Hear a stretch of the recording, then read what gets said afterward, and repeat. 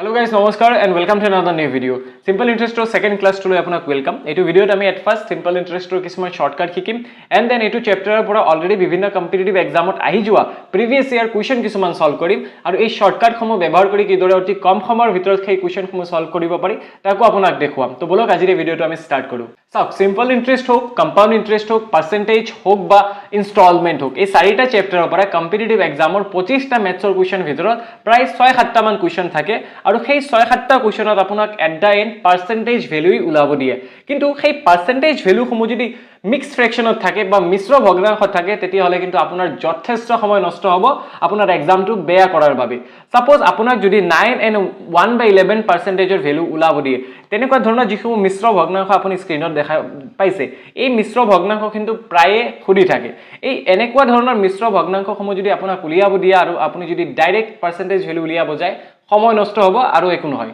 চাওক 9 and 1/11 percentage যদি উলাব দিয়ে ইয়াৰ পৰিৱৰ্তে যদি আপোনাৰ ইয়াৰ নৰমাল ফ্ৰেকশন ভ্যালুটো ইম্প্ৰপাৰ আৰু প্ৰপাৰ ফ্ৰেকশন ভ্যালু সমূহ যদি আপুনি জানি লয় সাপোজ 9 and 1/11 এৰ যেটো ফ্ৰেকশন হয় হেতু হয় 1/11 আপোনাক যদি 9 and 11 পার্সেন্টেজ উলাব দিয়ে ইনস্টেড আপুনি যদি সেই সংখ্যাটোৰ 1/11 উলিয়ায় आंसर কিন্তু সেমই উলাব তেনে ধৰণৰ 8 and 1/3 পাৰ্সেন্টেজ যদি আপুনি আপোনাক উলাব দিয়ে 8 and 1/3 পাৰ্সেন্টেজৰ খলনি আপুনি 1/12 উলালেও কিন্তু আপোনাৰ आंसरটো একে উলাব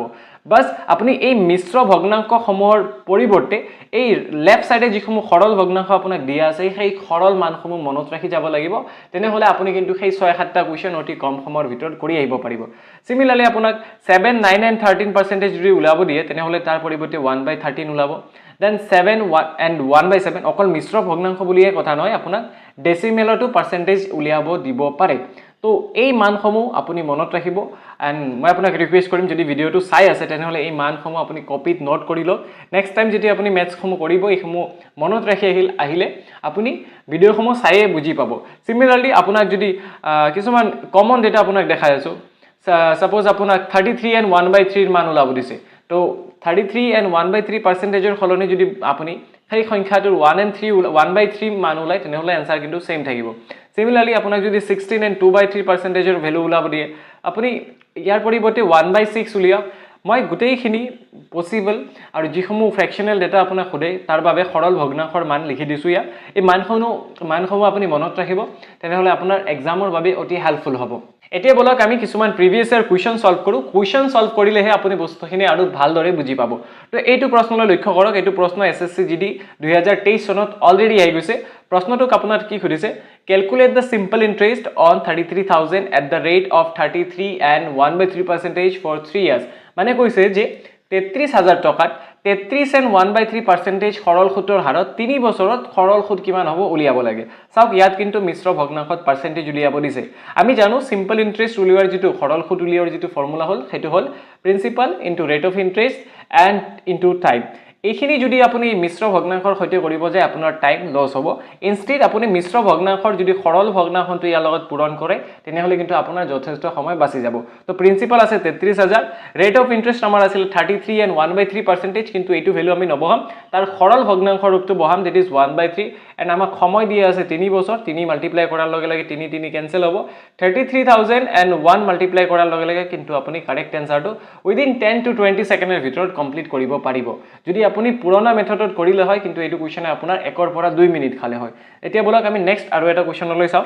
এইটো প্ৰশ্নত কি খুদিছে চাও প্ৰশ্নত খুদিছে what will be the total interest on a principal at the rate of 16 and 2/3% per annum for 3 years প্ৰশ্নত খুদিছে যে 16 and 2/3% বছৰি সৰল সুতৰ হাৰত 3 বছৰত কিমান পাৰ্সেন্টেজ সৰল সুত হ'ব এক বছৰত যদি 16 and something percentage হয় তেনেহলে 3 বছৰত উলাব হলে আমি সিম্পলি মাল্টিপ্লাই কৰিলে হ'ব কিন্তু এইটো প্ৰশ্ন যেহেতু মিশ্ৰ ভগ্নাংশ দিছে আৰু যদি এইটো আমি মাল্টিপ্লাই কৰিবলৈ যাও তেনেহলে কিন্তু আপোনাৰ সময় নষ্ট হ'ব ইনষ্টেড আপোনাক মই ইতিমধ্যে শিকালো যে 16 and 2/3%ৰ যেটো সৰল ৰূপ হয় হেতু হল 1/6 তো এই ভগ্নাংশৰ মিশ্ৰ ভগ্নাংশৰ ঠাই যদি মই 1/6 মাল্টিপ্লাই কৰো কাৰ লগত সময়ৰ লগত অকল পাৰ্সেন্টেজে উলাব দিছে আমাক সিম্পল ইন্টাৰেস্ট উলাব দিয়া নাই তেনেহলে 3 ৰে 6 ক যাব 2 টাইমস বাছিল 1/2 आंसरটো কি হ'ব 1/2 এতিয়া 1/2 ৰ পাৰ্সেন্টেজ কিমান হ'ব তাতে ওপৰত লিখা আছে 1/2 পাৰ্সেন্টেজ মানে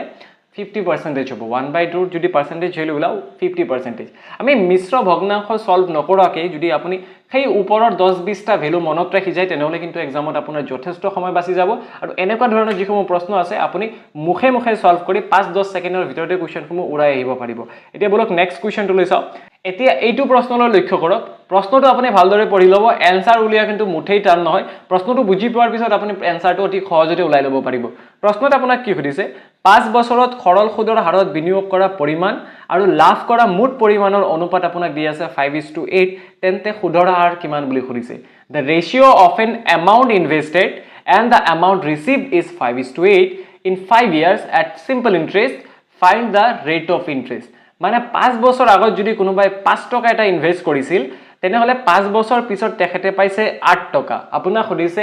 ৰেট অফ ইন্টাৰেষ্ট যে সৰল সুতৰ হাৰ কিমান আছিল। চাওক 5 টকা যদি ইনভেস্ট কৰিছিল ৰিটাৰ্ণ পাইছে টোটাল ৰিটাৰ্ণ পাইছে 8 টকা তেনেহলে ইন্টাৰেষ্ট কিমান পালে 3 টকা। 5 টকা থৈ 8 টকা পালে মানে 3 টকা বেছি পাইছে। তো এই 5ত 3 বেছি পোৱা মানে এক যদি মই পাৰ্সেন্টেজত কনভাৰ্ট কৰো 100% মাল্টিপ্লাই কৰাৰ লগে কিন্তু কৰাৰ লগে লগে এটো পাৰ্সেন্টেজত গুছি যাব। 5 ৰে 100ক যাব 20 বাৰ 20 * 3 কৰিলে হ'ব 60%। মানে 5 বছৰত টোটাল ৰিটাৰ্ণ কিমান পাৰ্সেন্ট পাইছে 60%। এতিয়া আপুনি নিশ্চয় ক'ব পাৰিব যে 1 বছৰত কিমান পাৰ্সেন্ট আছিল 5 বছৰত 60% পালে 1 বছৰত অবশ্যই 12% হ'ব কাৰণ 12 5 গুণ 60 হয়। বা ইয়াক যদি আপুনি উলিয়াব বিচাৰে 5 ৰে হৰণ কৰি সময়ৰে হৰণ কৰি দিলে হৈ গল। আপুনি ফৰ্মুলা জানিব নালাগে ম্যাথছ কৰাৰ বাবে আপুনি কমন সেন্স ইউজ কৰিব কোৱেশ্চনসমূহ অতি সহজতে সলভ কৰিব পাৰিব। তো ইট মিন্স আমাৰ কাৰেক্ট আনসাৰটো কিমান হ'ব 12%। যেহেতু টোটাল ৰিটাৰ্ণ আছিল 60% 5 বছৰত 60% means 1 বছৰত 12%। ঠিক আছে কাৰেক্ট আনসাৰটো আমি অতি কম সময়ৰ ভিতৰত উলিয়াই ল'ব পাৰিম। নেক্সট কোৱেশ্চনটো আপুনি চাওক। নেক্সট কোৱেশ্চনটোত আপোনাক কি সুধিছে 5% and 8% সুদৰ হাৰত 12 বছৰত 12 বছৰত একে পৰিমাণৰ ওপৰত লাভ হোৱা সৰল সুদৰ অনুপাত কিমান। What will be the ratio of the simple interest earned by a certain amount in 12 years for 5% and that for 8%। মানে কোনো এটা প্ৰিন্সিপাল কোনো এটা মূলধন যদি 5% সুদত 12 বছৰৰ বাবে জমা ৰাখিলো সেই একে পৰিমাণৰ মূলধন যদি 8% সুদৰ হাৰত 12 বছৰৰ বাবে জমা ৰাখিলো তেনেহলে 12 বছৰ পিছত দুইটা যিমান ৰিটাৰ্ণ পাম ৰিটাৰ্ণৰ অনুপাত কিমান হ'ব। যদি আপুনি প্ৰশ্নটো বুজি পাইছে এনসাৰটো উইদিন এ সেকেন্ড মাত্ৰ 1 সেকেন্ডৰ ভিতৰত এনসাৰটো দিব পাৰিব। কিন্তু মই আপোনাক বুজাই দিও। চাওক আমাক যেটো মূলধনটো দিয়া নাই হয় না নাই মূলধনটো যদি মই পি বুলি ধৰিলো যে পি টকা এটা জমা ৰাখিব লাগে তে পি টকাৰ বিনিময়ত আমি ৰেট অফ ইন্টাৰেষ্ট উলালে ইন্টাৰেষ্ট সম উলালে কেনে column principal into rate of interest প্ৰথম ক্ষেত্ৰত 5% এন্ড টাইম কিন্তু 12 বছৰে আছে। দ্বিতীয় ক্ষেত্ৰত আমাক কি দিছে প্ৰিন্সিপালটো সেমই আছে ৰেট অফ ইন্টাৰেষ্টটো 8% হৈ গৈছে সময় কিন্তু 12% হৈছে। এই দুইটাৰ যদি অনুপাত উলাও প্ৰিন্সিপাল প্ৰিন্সিপাল ক্যান্সেল হ'ব 12 ক্যান্সেল হ'ব অনুপাতটো কি বাচিব 5:8 থাকিব। বাকিটো সেমই আছে ডিফারেন্স কত আছে 5 আৰু 8ত আছে তো অনুপাতটো অবিয়াসলি 5 আৰু 8 অনুপাতে হ'ব হয় নে নাই। প্ৰশ্নটো বুজি পালে কিন্তু মই যেটো কৰি দেখাইছো এখিনি কৰিব নালাগে বাস আপুনি বুজাৰ বাবে মই এবাৰ কৰি দিছো। এতিয়া বলক একে ধৰণৰ আৰু এটা প্ৰশ্ন সলভ কৰো। প্ৰশ্নটো সেম হয় বাট ডিফাৰেন্ট হয়। প্ৰশ্নটো আপুনি প্ৰথমে পঢ়ক বুজক এনসাৰটি কিন্তু আপুনি একো কৰিব নালাগে প্ৰশ্ন বুজি পালে এনসাৰ আপোনাৰ মুখে মুখে ওলাই যাব। চাওক প্ৰশ্নত কি সুধিছে 21% বাৰ্ষিক সুদৰ হাৰত 8 বছৰত এখন নিৰ্দিষ্ট ধনত লাভ হোৱা সৰল সুদ আৰু একে ধনত একে হাৰত 21 বছৰত লাভ হোৱা সৰল সুদৰ অনুপাত কিমান হ'ব। আগৰটো নিচিনাই আগতে কৈছে কোনো এটা প্ৰিন্সিপাল 5% আৰু 8%ৰ ইন্টাৰেষ্ট ৰেটত একে সময়ৰ বাবে 12 বছৰৰ বাবে ৰাখিছিল তেনেহলে সৰল সুদৰ অনুপাত আপোনাক বিচাৰিছিল। আৰু ইয়াত কৈছে সেম প্ৰিন্সিপাল যদি 21% ইন্টাৰেষ্ট ৰেটৰ বাবে প্ৰথমত 8 বছৰৰ বাবে ৰাখো সেকেন্ড কেছত 21% ৰেট অফ ইন্টাৰেষ্টতে 21 বছৰ ৰাখো তেনেহলে সিম্পল ইন্টাৰেষ্টৰ ৰেশিও কিমান হ'ব। চাওক ইয়াত ডিফাৰেন্সটো ক'ত আছে আগত আমি যেটো অংক কৰিলো তাত কি আছিল প্ৰিন্সিপাল সেম আছিল ৰেট অফ ইন্টাৰেষ্ট বেলেগ আছিল প্ৰথমত 5% আছিল দেন 8% আছিল সময় কিন্তু 12 বছৰে আছিল 12 ক্যান্সেল হৈছিল প্ৰিন্সিপাল ক্যান্সেল হৈছিল যত ডিফাৰেন্স আছিল যত পাৰ্থক্য আছিল সেইটোৱে আমাৰ এনসাৰ ওলাইছিল। এই ক্ষেত্ৰত যদি আপুনি লক্ষ্য কৰে মূলধন কিন্তু একে আছে যেটো প্ৰিন্সিপাল হয় প্ৰিন্সিপাল একে ধন বুলি কৈছে একে হাৰ বুলি কৈছে সময়টো বেলেগ সময় কিমান প্ৰথমত 8 বছৰ দেন 21 বছৰ গতিকে আমাৰ কাৰেক্ট এনসাৰটো 8:21 হ'ব আপোনাক কৰি দেখাইছো। চাওক প্ৰিন্সিপালটো মই পি বুলি ধৰিলো ঠিক আছে তো প্ৰথম ক্ষেত্ৰত যেটো সৰল সুদ ওলাব principal into rate of interest কিমান 21 ইনটু টাইম কিমান 8 বছৰ নহয় নে সেকেন্ড কেছত প্ৰিন্সিপাল কিমান প্ৰিন্সিপাল পি এ হয় ৰেট অফ ইন্টাৰেষ্ট 21% হয় কিন্তু সময় আপোনাৰ এবাৰ 21 বছৰ ইয়াত ক্যান্সেল কৰকচোন প্ৰিন্সিপাল ক্যান্সেল 21 ক্যান্সেল আপোনাৰ এনসাৰত কি বাছিল 21:8 বাছিল সৰি 8:21 বাছিল সো এনেকুৱা ধৰণৰ প্ৰশ্ন পেন পেপাৰ লৈ কৰাৰ কোনো প্ৰয়োজন নাই আপুনি প্ৰশ্নটো যদি ভালদৰে বুজি পায় এক্সাম সেন্টাৰত প্ৰশ্ন পঢ়ি আনসাৰটো ঠিক কৰি আহিব আৰু যদি প্ৰশ্নটো বুজি নাপায় আনসাৰ কৰিব টাইম নষ্ট হ'ব আৰু এক্সাম সেন্টাৰৰ বাহিৰত ওলাই ক'ব যে সময় নহল টাইম গুছি গল পেপাৰ জানা প্ৰশ্ন আমি এডি থৈ আহিছো আপুনি জানা তো বেলেগ কথা কিন্তু সেইটো কম্পিটিটিভ এক্সামত কাৰেক্ট এপ্ৰোচত কৰিব পৰাটোহে ডাঙৰ কথা কম্পিটিটিভ এক্সাম পাস কৰাৰ ক্যাপাসিটি বহুত স্টুডেন্টৰ আছে 1 ঘন্টাৰ বদলি যদি 3 ঘন্টা 4 ঘন্টা দি দিয়া হয় ম্যাক্সিমাম স্টুডেন্টে 100% স্কোৰ কৰি ল'ব কিন্তু কথা হল তেওঁলোকৰ স্পিড নাই স্পিডৰ বাবে আপুনি এটা কাৰেক্ট এপ্ৰোচ জানিব লাগে দেন আপুনি সেইটো স্পিডত কৰিলেহে কম্পিটিটিভ এক্সামত 100টা কোৱেশ্চন উইদিন 1 ঘন্টাৰ ভিতৰত ক্লিয়াৰ কৰি আহিব পাৰিব প্ৰশ্নত কি খুদিছে চাওক প্ৰশ্নত খুদিছে বাৰ্ষিক 6% সুদৰ হাৰত 15 মাহৰ বাবে 12400 টকা মূলধনত লাভ হোৱা সৰল সুদ কিমান প্ৰশ্নটো ইজি হয় টাফ নহয় বাস আপুনি কৰিব জানিব লাগিব দেন ইংলিশত মই এবাৰ পঢ়ি দিও ইংলিশত খুদিছে what is the simple interest earned on 12400 at the rate of 6% per annum for 15 months মানে 12400 টকাত 6% সুদৰ হাৰত 15 মাহত কিমান টকা সুদ পাব এটা সৰল সুদ উলোৱাৰ যেটো সূত্ৰ আমি জানো principal into rate of interest into time তো আমি যদি হেতু কৰি দিও আপোনাৰ প্ৰিন্সিপাল কিমান দিয়া আছে 12400 into rate of interest কিমান দিছে 6% ইয়াক ভগ্নাংশত লিখি দিও 6/100 and then আপোনাৰ হৈ যাব টাইম টু 15 দিয়া আছে মানে 15 মাহত দিয়া আছে ইয়াতে আপুনি বুজিব লাগিব যে সিম্পল ইন্টারেস্ট কম্পাউন্ড ইন্টারেস্ট আদি যেতিয়া আমি কৰো টাইম টু সদায় আমি বছৰত কনভাৰ্ট কৰি লব লাগিব এতিয়া 15 মাহক যদি কনভাৰ্ট কৰিব লগিয়া হয় বছৰত আপুনি মাহৰ পৰা বছৰত কনভাৰ্ট কৰিব হলে 12 ৰে হৰণ কৰিব লাগিব সেইটো আপুনি মনত ৰাখিব ঠিক আছে 15 ডিভাইড বাই 12 কৰাৰ লগে লগে টাইমটো বছৰত গুছি গল আৰু এইখিনি ক্যালকুলেশন কৰিলে কিন্তু আপুনি আনসাৰটো পাই যাব এটা ক্যালকুলেশন কৰাৰো কিছুমান এপ্ৰোচ থাকে সাপোজ 1 ৰ দুইটা শূন্য 12400 দুইটা শূন্য ক্যান্সেল কৰিলো 6 ৰে 12 যাব 2 বাৰ 2 ৰে আকৌ 124 ক্যান্সেল কৰিলে 6 বাৰ যাব 12 4 যাব 2 বাৰ and 62 into 15 যদি আমি কৰো তেনেহলে আপুনি কাৰেক্ট আনসাৰটো গম পাই যাব 62 into 10 620 আৰু 5 কৰিলে ইফালে হৈ গল 310 620 310 মিলাই দিলে হৈ যাব 930 মাল্টিপ্লিকেশন কিন্তু আপোনাৰ অলপ স্পিড থাকিব লাগিব এনেকা ধৰণৰ সৰু খুৰা মাল্টিপ্লিকেশন যদি আপুনি সাইডত বা পেপাৰত ৰাফ পেজত কৰিব লগিয়া হয় তেনেহলে কিন্তু আপোনাৰ টাইম নষ্ট হ'ব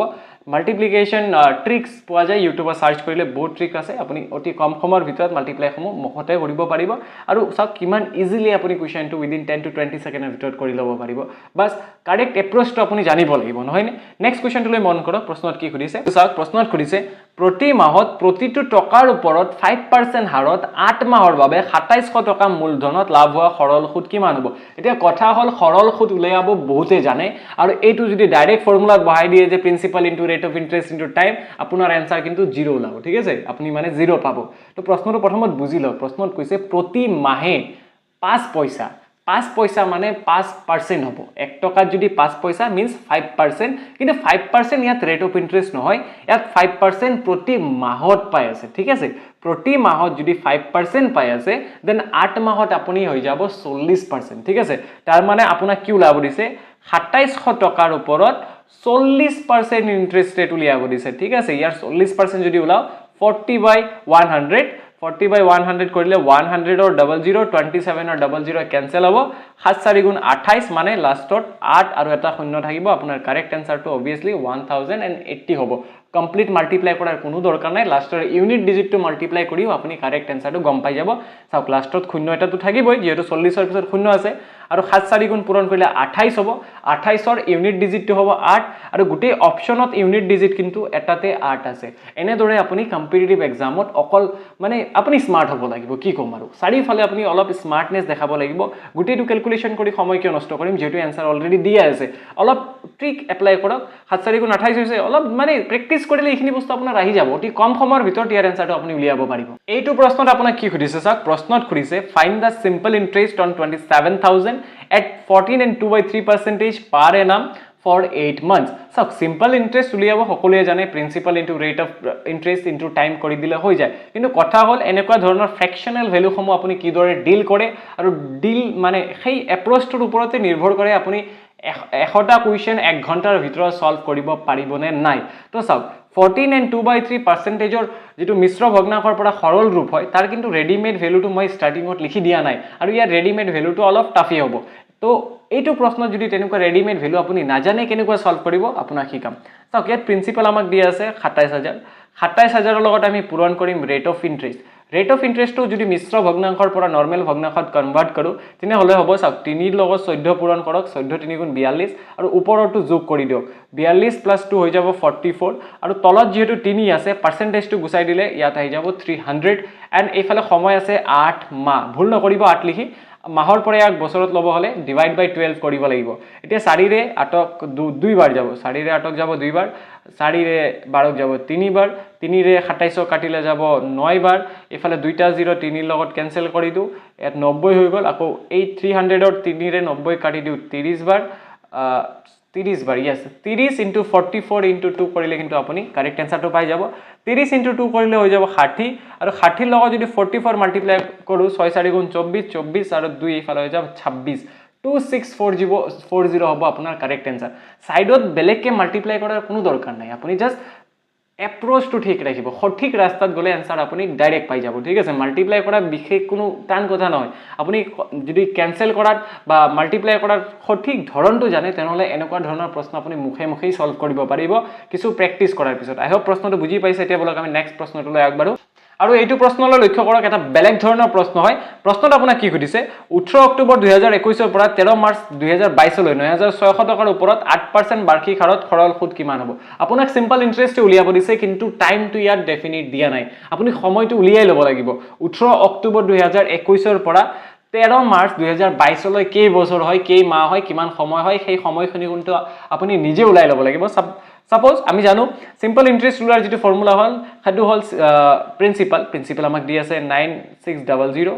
টাইম আপুনি যদি 18 অক্টোবৰৰ পৰা 13 মাৰ্চলৈ কাউন্ট কৰে হয় এটো ইয়াত আপুনি কাউন্টে কৰিব লাগিব কাউন্ট কৰিলে গম পাব যে 146 ডেজ হয় এতিয়া 146 ডেজ টু ডাইৰেক্ট লিখিব নোৱাৰো ডেজৰ পৰা যদি আপুনি ইয়াৰ্ছত কনভাৰ্ট কৰিব লগিয়া হয় তেনেহলে 365 ৰে মাল্টিপ্লাই ডিভাইড কৰিব ঠিক আছে 365 ৰে ডিভাইড কৰিব এন্ড দেন আমাক ৰেট অফ ইন্টাৰেস্ট দিয়া আছে 8% ৰ ঠাইত আপুনি লিখি দিয়ক 8/100 এতিয়া 100 ৰ দুইটা 0 96 ৰ দুইটা 0 ৰে ক্যান্সেল কৰক ইয়াক যদি আপুনি ক্যান্সেল কৰে ৰিজাল্ট হ'ব 2/5 আৰু এইখিনি সিম্পল ক্যালকুলেশন কৰাৰ পিছত কিন্তু আপুনি কারেক্ট আনসারটো গম পাব আই থিংক কারেক্ট আনসারটো হ'ব 37.2 307.2 মান হ'ব লাগিব আপুনি ক্যালকুলেশন কৰি আনসাৰটো কমেন্টত নিশ্চয় জনাব তো আজিৰ ভিডিওটো ইমান লৈকে আছিল আই হোপ বহুখিনি নিয়ম আপুনি গম পাইছে কি প্ৰশ্ন কৰিছো এই প্ৰশ্নসমূহ obviously ৰিপিট তো নহয় কম্পিটিটিভ এক্সামত as it is question repeat নহয় বাট আপুনি এপ্ৰোচ খিনি যে শিকিছে সেইখিনি কিন্তু আপোনাৰ বহুত কামত আহিব কেনেদৰে কোৱেশ্চন এটা আমি ডিল কৰিব লাগে কিদৰে ডিল কৰিলে অতি কম সময়ত আমি কোৱেশ্চনটো সলভ কৰিব পাৰিম বিশেষ বেছি নিলিখাকৈ বেছি ফৰ্মুলাৰ ইউজ নকৰাকৈ আমি সলভ কৰিলে কেনেদৰে আমি উইদিন 1 ঘণ্টাৰ ভিতৰত 100টা কোৱেশ্চন সলভ কৰিব আহিব পাৰি এই এপ্ৰোচসমূহ আপুনি কিন্তু তেনেদৰে ফলো কৰিব লাগিব এই ভিডিওটো কেনে লাগিছে কমেন্টত নিশ্চয় জনাব এনে ধৰণৰ ভিডিওসমূহ পাই থকাৰ বাবে চেনেলটো সাবস্ক্ৰাইব কৰিব আৰু একো নাই step date with Chiranjit Dutta thank you for watching till the and